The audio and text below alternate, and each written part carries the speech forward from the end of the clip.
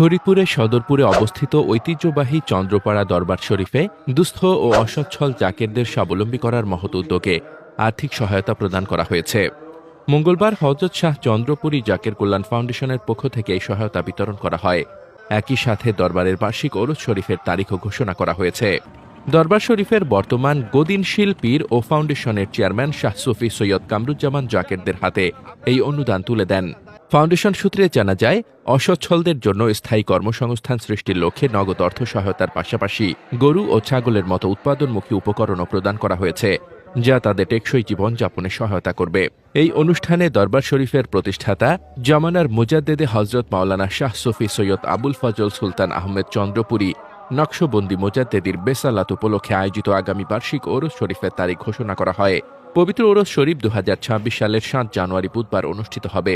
ওরস পাকের প্রস্তুতি উপলক্ষে মঙ্গলবার আসরের পর থেকে বুধবার ফজর পর্যন্ত দরবার শরীফের জলসায় ওরস পাকের শাহ চন্দ্রপুরী শীর্ষক এক বিশেষ ধর্মীয় সমাবেশ অনুষ্ঠিত হয়। এ উপলক্ষে মঙ্গলবার সকাল থেকেই দেশ বিদেশের বিভিন্ন প্রান্ত থেকে হাজারো মুরিদ, আশেক, জাকের ও ভক্তবৃন্দ দরবার শরীফে সমবেত হন। জলসার পবিত্র কোরআন তেলাওয়াত, মিলাদ কিরাত, জিকির আসগার এবং শরীয়ত ও তরিকত ভিত্তিক ওয়াজ নসিহত করা হয়। হযরত শাহ চন্দ্রপুরী জাকের কল্যাণ ফাউন্ডেশনের উদ্যোগে আগতদের জন্য বিনামূল্যে চিকিৎসারও ব্যবস্থা করা হয়। বুধবার ফজরের নামাজের পর পবিত্র রওজা মোবারক জিয়ারত এবং বিশ্ববাসীর জন্য সুখ, শান্তি ও আল্লাহর নৈকট্য লাভের প্রার্থনার মধ্য দিয়ে আখেরি মোনাজাত অনুষ্ঠিত হয়। এর মাধ্যমে এই ভাবগাম্ভীর্যপূর্ণ অনুষ্ঠানের সমাপ্তি ঘটে। মোহাম্মদ শামীম রেজা, দৈনিক খোলা চোখ।